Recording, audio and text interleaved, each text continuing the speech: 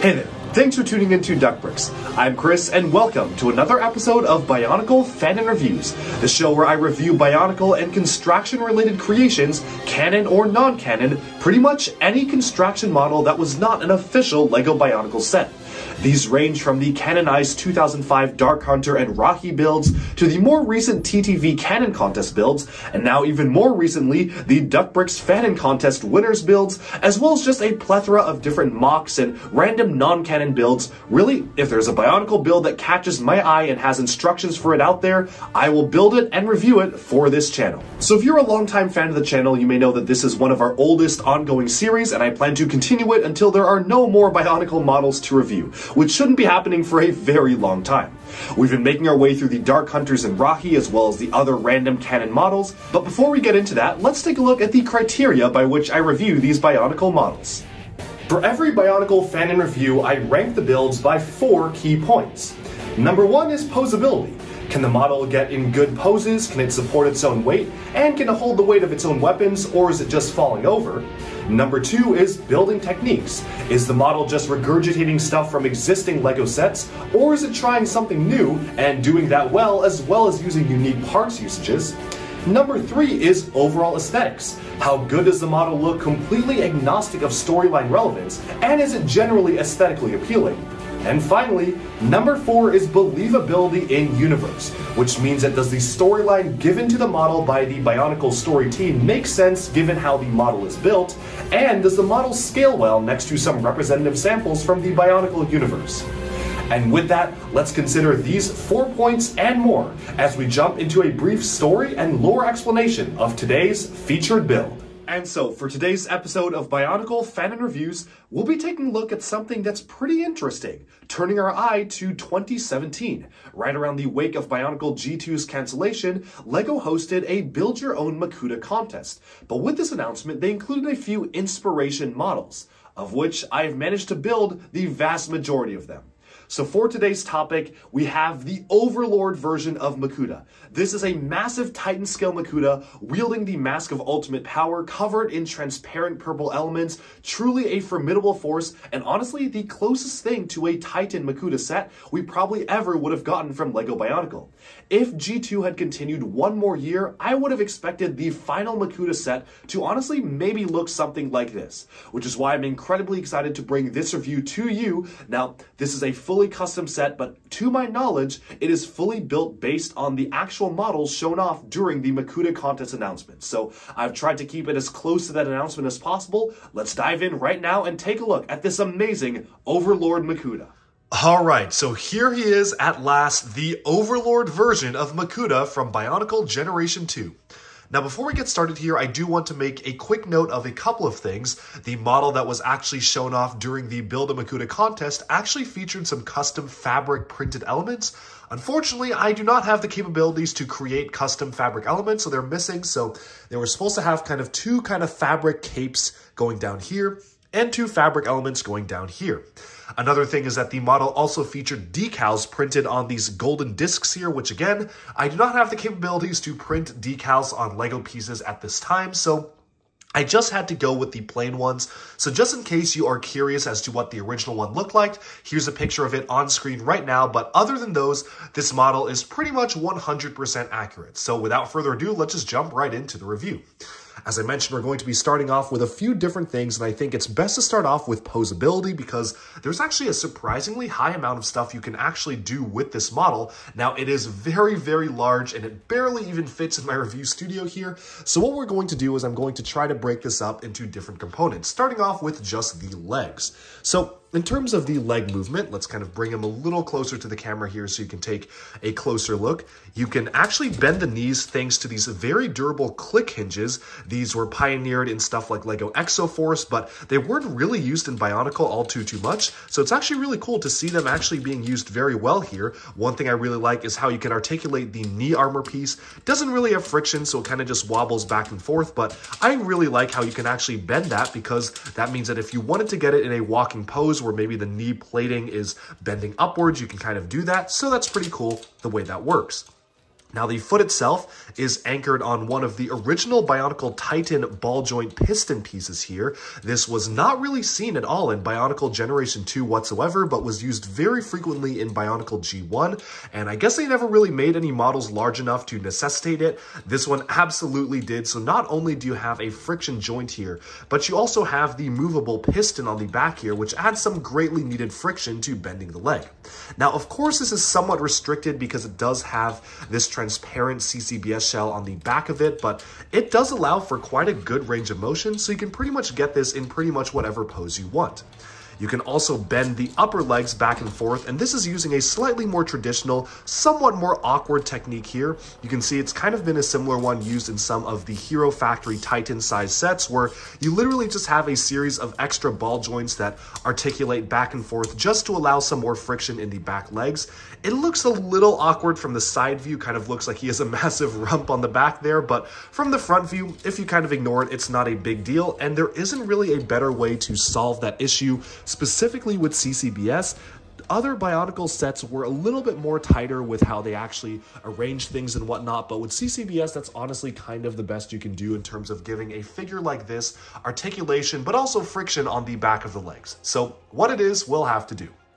Moving on upwards, we have a little kind of bits and pieces here that can be fiddled around. He has an additional weapon here that we'll show off later on, but you can kind of bend that back and forth. He mounts that on his waist here. Let me actually kind of get this weapon out of the way so you can see what I'm talking about. And he also has these side armor pieces, which, to be honest, I think wiggle around a little bit too much for my comfort. They definitely are just supposed to be making up parts of his torso, but really they just wiggle around a ton in the body itself, so I definitely think that they could have restricted those a little bit more, but as long as you don't touch them, it's not a big deal. Moving onwards to the head itself, he has a pretty good range of articulation for the head. Now, I do actually want to give a major shout out here. The Mask of Ultimate Power there was actually given to me as a gift by a very prominent member of the Bionicle community. I've linked their store in the description below, so do go check them out. This was resin casted and then painted gold, which is really fantastic. And another thing I do want to note is that the model also necessitated the use of multiple different transparent purple tooth pieces. Unfortunately, the transparent purple tooth has not been used in a Lego set since the Spybotics era, and as such is incredibly expensive to get on Bricklink. I think each piece costs upwards of $10, so since this model needed so many of them, I decided to go a slightly more economical route. The color match is not exactly perfect, but I actually managed to resin print them in a somewhat transparent purple color. I actually do have a store open if you want to check it out, featuring all sorts of different resin printed pieces, so do go check that out in the description below as well, because if you want to make your own custom masks and whatnot, you can go check that out. And I also have the black Mask of Ultimate Powers there as well.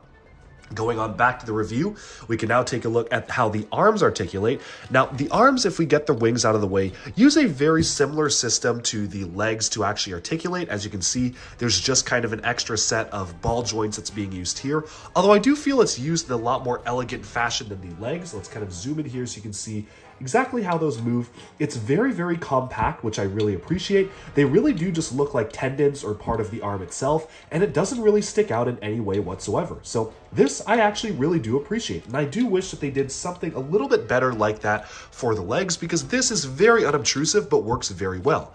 Even the massive weapon he is wielding here, which you can see, this absolutely gargantuan weapon can be lifted up and can support its own weight because of the fantastic way the arm is done. As you can see there, I'm basically putting in zero effort to actually make him hold up his weapon, and he can do it just like that. So that is absolutely fantastic. Love that you can actually lift up this whole bulky weapon, because that means you can really get him in all sorts of different expressive poses. Whether you want to imagine he's firing a laser beam from his staff, you can really kind of angle that outwards here and kind of have it be pointed towards an enemy, or just holding it firm like a regal Overlord-like position. You can have it like that as well. It's just really cool how they actually put in enough effort to make the arms fully friction loaded up, especially because this was essentially just an inspiration display model. They did not have to go this hard. So in terms of the elbows, they're also using the click hinges, which was not really necessary for this arm, but was absolutely necessary for this very bulky weapon here. One thing I really like is that they actually chose to use the slightly rarer color of click hinge in the black and dark gray, rather than just the standard one used on the knees, and specifically because this just looks a lot better on the arm instead of just the light gray color. Now you can see you can bend the elbow very nicely like so. Unfortunately, the hand does not move. The hand is fixed at the wrist, so that is a little bit unfortunate because it does not allow you to really be able to move around the weapons too much. But I, again, understand why they did it, because if you had a ball joint with the hand mounted right here, the weapon would have simply just flopped all around, and it would have rendered all of the usages of the click hinges and the extra ball joints here pretty much useless, because then it would have just flopped around on the wrist. So a compromise was made. I understand the compromise, but it's just a shame that you don't have the wrist articulation, although I'm not really sure how exactly they would have managed to accomplish that. Moving onwards, of course, you have this kind of fiddly bit on the hand as well as spike that you can kind of maybe extend outwards if you want to imagine it as kind of a fighting claw on the back, but really it's just kind of a decorative element right here. And of course, as you can see, he's using the Hero Factory Beast foot elements as his hands, so you can articulate each of the fingers as well. Oh, and one thing I forgot to mention, even his toes can kind of be articulated. You can see here it can bend them up and down like so that's really nice to see there. It's using a very similar technique as the Ninjago Nindroid Mech Dragon. I think it's actually the same exact building pieces and colors as that set, which is nice because that was a great way to utilize the piece. Moving onwards to the back of the character here, he does sprout these fantastical large wings. Now, again, another thing I do want to note here is that these wings are exorbitantly expensive on Bricklink. I believe around $20 to $30 a piece. Since the model required 4, it just did not make sense to use them. And I really didn't want to steal them from the Ultimate Collector Series Batmobile and the Minecraft Dragon that I own, which are the only 2 sets they came in for this set in black. So I just went ahead and resin printed them as well. From a distance, they pretty much just look like the same thing. They scuff up a little bit easier. This is because I actually had to transport them alongside a ton of other stuff in my bags, but for the most part, I would say they're pretty close to the official Lego piece, which is a great thing about resin printing, which means you can really make a replica of a Lego piece. So in terms of how the wings articulate, I do actually have one thing I want to note here. Now, they included a friction joint right here, which is absolutely fantastic because that allows the wings to not fall over. But there is no friction joint here, so then this kind of is very easy to flop downwards. It's really easy for the wings just to kind of bend out of shape like this, and I do wonder why they used a friction joint here, but not here, when it's just as likely to fall over here as it is right here. So if I were you building this model, I would simply just include another friction joint here. Not really sure why they didn't do it on the first thing in the first place. But with that, we have basically summed up the articulation of this model. It actually features a surprisingly high amount of articulation for something this large. It's very, very impressive how the designer, John Cho, actually managed to fit in so much articulation to this one model. I am really, really impressed by how it actually all came together, especially because, again, most large-scale Bionicle models like this either can't support their own weight or just are basically statues and can't actually articulate. This has almost every single point of articulation as a standard Bionicle figure, with even more sometimes in the wings, and yet you can pose it just as well, and it stands up very straight, and it's absolutely colossal. In fact, this is the largest model that ever came out of Bionicle G2, and honestly rivals even some of the largest Titans from Bionicle G1 as well. But with that, we can now move on to the building techniques. And for building techniques, I actually was pleasantly surprised by the amount of really unique things going on specifically in the torso. In order to illustrate this, I probably should remove this piece right here just so you can, or at least kind of open it up here, just so you can take a look at all sorts of things going on inside here. Despite it looking very cohesive from the front, there is a lot of really intricate technic detailing going on inside this torso. As you can see here, it's kind of a mess of different torsos and beams and upside down torsos, and you've got all sorts of different pieces here and there, like these kind of round barrel pieces being used for the side shoulders to mount different technic beams. Lots of different sideways and frontwards technic construction, and this is definitely an expert level Bionicle model. Of course, once everything goes together, you can barely even notice, which is really impressive to me. That's honestly such an incredible feat, how everything just ties together very nicely, and it surprisingly seems simple from the outset. Now that being said, the model is far from perfect. There's a couple of things that I definitely feel like could have been improved with the model itself, specifically in the way that the bottom staff is attached. They have a really intricate bottom part of the staff featuring some of the different Kanohi masks from the G2 era. These are not the exact ones that featured on the actual build. I just kind of grabbed some random ones I had laying around, but it really only attaches by one single axle, making it really easy, at least for me and my experience, to fall out, especially if you're waving the staff around. I don't really know what would have been a better way to attach this, but as you can see here, everything is just kind of fit on just the one axle, which makes it a little bit flimsy to wield around. The other thing about the building techniques that I definitely think could have been improved a little bit are in the wing areas. If you notice up here, you'll see that the wings are a little bit bare bones in the way that they're formed. I definitely think that they could have improved the way the wings were constructed a little bit, because as it is right now, despite them being very large and impressive looking, there's still a lot of gaps in the way the wings are laid out. Especially going upwards onto here, you'll notice that it's very clear you're literally just using 4 different wing pieces, and there isn't a lot of very clear cohesiveness to the way the wings are formed. Otherwise though, this is a truly fantastic model and I am very impressed by it. One thing that I will mention is that typically the gappiness down on the front of the torso would have been a major con to me, especially because you can just clearly see right through there. However, this is there for a reason, because it specifically was meant to hold the fabric elements that cascade down here, so it absolutely deserves a pass. Again, I simply just do not have the fabric elements, so I can't really use it. If you want to check out how the weapon actually works out if he wants to use the other weapon, which is also built very well, let's just remove the staff here. That just comes right off, which you can see right here. And then you can just simply remove the weapon here. Let's just see if I can get it off easily. Yep, come on. Yep, just like that. So then it has a bit of an awkward little mounting port here that just kind of flops around, but you can see you can very easily just hold kind of the short axe, which is pretty interesting to see that he actually has a different style of weapon should you wish. And there it is right in his hand. He has an axe now, so you can choose which kind of weapon you want Makuta to wield, especially because you can maybe have a more fighting mode versus a more regal and posed mode. So I think that is a really cool inclusion, just to have an additional weapon for him to wield. This is a pretty cool looking weapon that's very, very simple, literally just using 2 of the different G2 weapon pieces, but I can definitely see him being able to be very formidable with this kind of short sword or a short axe in combat. Let's put this back on his hip here and then kind of reset him back to how he's supposed to be. And with that, we can probably move on to the overall aesthetics of this model. Now, aesthetically speaking, this is a very visually striking model. For one thing, the color scheme is insanely good.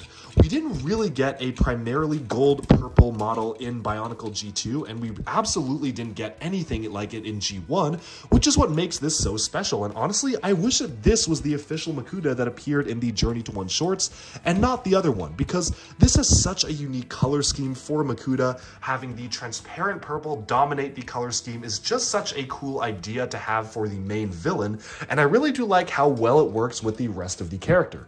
Sure, we got some purple shades of colors with the Toa Onua sets, but this is the first time we really got a full-on villain with the black, gold, and transparent purple color scheme.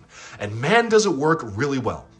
I love the inclusion of the massive wings, even if they're a little bit gappy and don't really feel like they are very congruent with the rest of the model, mostly because they're a great reference to the Makuta Pterodax build that was actually featured in the Legends of Metru Nui movies, as well as the fact that he actually has a very, very well-proportioned body overall. You can see that the legs are very stocky, yet articulatable, as well as the arms having about the same width and the torso just building upwards from the point where it starts.